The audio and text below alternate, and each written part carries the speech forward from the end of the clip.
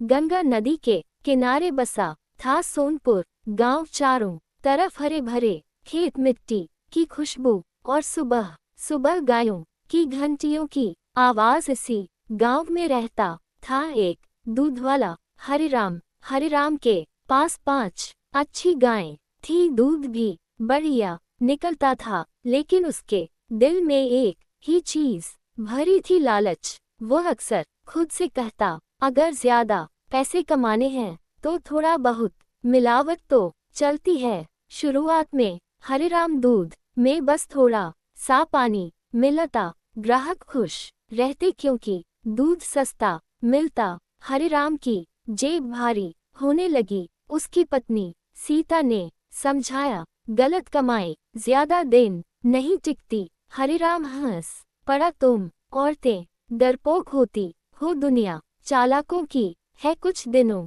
बाद हरिराम का लालच और बढ़ गया। अब वह दूध में पानी के साथ सफेद पाउडर भी मिलाने लगा ताकि दूध गाढ़ा लगे। गांव के बच्चे बीमार पड़ने लगे, बूढ़े बाबा की तबीयत बिगड़ गई। लेकिन हरिराम को फर्क नहीं पड़ा। उसकी आंखों में सिर्फ सिक्कों की चमक थी। एक दिन एक गरीब औरत राधा अपने छोटे बेटे को लेकर आई। उसने कहा, भैया थोड़ा शुद्ध दूध दे दो, बच्चा बहुत कमजोर है। हरिराम ने मन ही मन सोचा, इसी से तो ज्यादा पैसा निकलेगा। उसने मिलावटी दूध दे दिया। राधा ने पैसे गिनकर दिए और चली गई। रात को हरिराम की अपनी गाय अचानक बीमार पड़ गई। दूध कम होने लगा। वैद्य ने कहा, गाय का ध्यान नहीं रखा, लालच में ज्यादा दो रहे हो। हरिराम को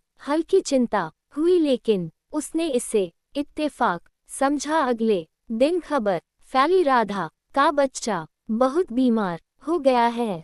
पूरा गांव चिंतित था। सीता रोते हुए बोली, ये सब हमारे दूध की वजह से हुआ है। हरिराम चुप रहा, लेकिन दिल में डर बैठ गया। गांव में पंचायत बैठी। सरपंच ने सख्त आवाज में कहा, अगर मिलावट बंद नहीं हुई तो सजा मिलेगी। हरिराम ने झूठ बोला, मैं शुद्ध दूध ही देता हूँ। लोगों ने विश्वास कर लिया, लेकिन भगवान सब देख रहा था। उसी रात हरिराम ने डरावना सपना देखा। उसने देखा वह दूध से भरे समुद्र में डूब रहा है और बच्चे रो रहे हैं। एक आवाज गूंजी, लालच छोड़ दे वरना सब छिन जाएगा। हरिराम पसीने में डूबकर जाग गया। कुछ दिनों तक हरिराम ने मिलावट बंद रखी, लेकिन जैसे ही नुकसान देखा उसने फिर वही रास्ता पकड़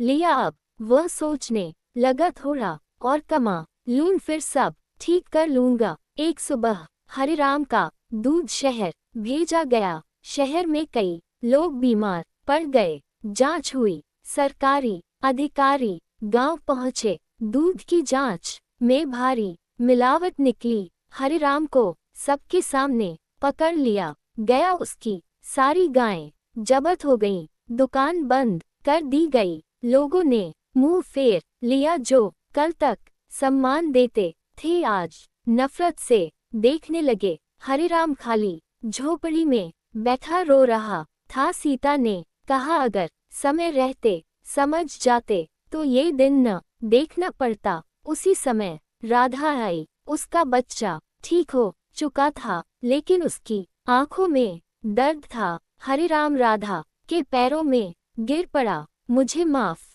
कर दो, मैं अंधा हो गया था। राधा बोली, पाप का फल देर से मिलता है, लेकिन मिलता जरूर है। कुछ महीनों बाद हरिराम मजदूरी करने लगा। मेहनत की कमाई कम थी, लेकिन चैन की नींद मिलती थी। उसने ठान लिया, अब कभी किसी की सेहत से खिलवाड़ नहीं करूंगा। सोनपुर गांव में आज भी लोग बच्चों को यह कहानी सुनाते हैं, लालच से कमाई गई दौलत जहर बन जाती है और ईमानदारी की रोटी ही सच्चा सुख देती है।